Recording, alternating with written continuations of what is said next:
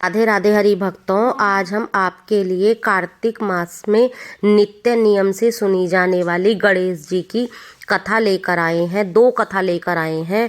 आप ध्यानपूर्वक सुने और अपने प्रियजनों और मित्रों में ज़्यादा से ज़्यादा शेयर करें। सो ध्यानपूर्वक सुने।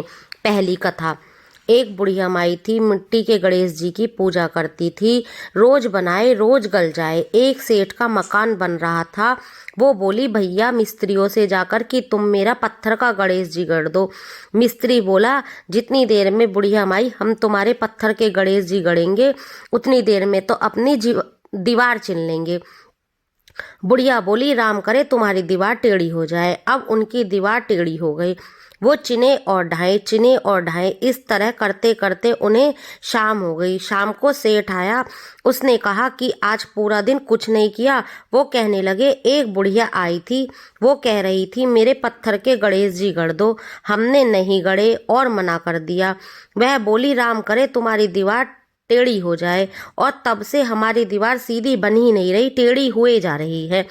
तब सेठ ने बुढ़िया को बुलाया और कहा कि बुढ़िया माई, हम तुम्हें सोने का गणेश जी बनवा देंगे। तुम अपने किसी भी नियम के अनुसार हमारी दीवार सीधी करा दो। जो आपने श्राप दिया था उसे वापस ले दो। बुढ़िया माई ने भगवान से प्रार्थना की और कहा कि ठीक है, तुम मुझे सोने का गणेश जी गढ़वा दो। भगवान चाहेंगे तो तुम्हारी दीवार सीधी हो जाएगी। वह बुढ़िया भगवान गणेश की इतनी सच्ची भक्त थी कि उसको सोने के गणेश जी मिलते ही सेठ की दीवार सीधी हो गई। भगवान जैसे आपने उस बुढ़िया का टोटा संवारा, वैसे सब किसी का संवार रहा।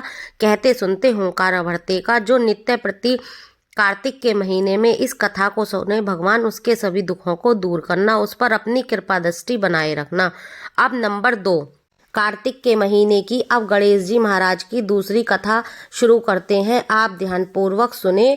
आप दोनों में से कोई भी एक कथा नित्य प्रति नियम से सुन सकते हैं। ध्यानपूर्वक सुने। एक समय मेंढक व मेंढकी का एक जोड़ा एक तालाब के पास रहता था। उनमें से मेंढकी हमेशा भगवान विनायक यानी कि गणेश जी की पूजा अर्चना किया करती थी। उन्हीं का नाम हर समय जपती रहती थी। यह देखकर मेंढक को बहुत गुस्सा आता था। एक बार उसने गुस्से में मेंढकी से कहा कि तू पापी है, क्या हर समय पुरुष का नाम जपती रहती है? इस पाप को बंद कर दे। उसको धमकी भी दी, अगर तूने इस नाम को बंद नहीं किया तो आज मैं तेरे विनायक जी का सर फोड़ दूंगा। कथा के अनुसार मेंढक की इस बात से गणेश जी उससे नाराज हो जाते हैं। इसके बाद एक दिन राजा की एक दासी आती है और वह उसी तालाब पर आती है जिस पर मेंढक और मेंढकी रहते हैं।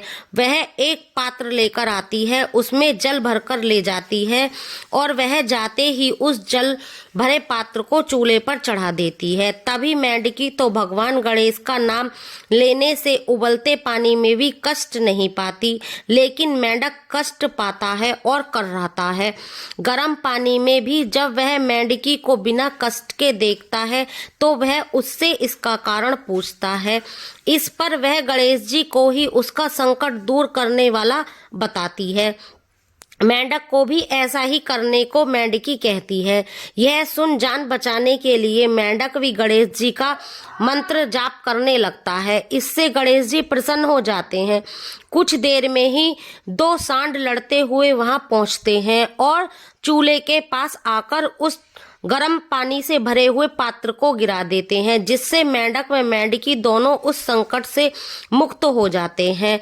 हे गणेश महाराज, जैसे आपने उन दोनों मेंढक मेंढकी को संकट से दूर किया, वैसे हम सबको भी करना। कथा सुनने वाले, कथा कहने वाले सभी के दुखों को दूर करना। कार्तिक में जो आप का कार्तिक स्नान करके इस कथा को सुने, उन सभी के दुखों को दूर करना, उन सभी के संकटों को दूर करना।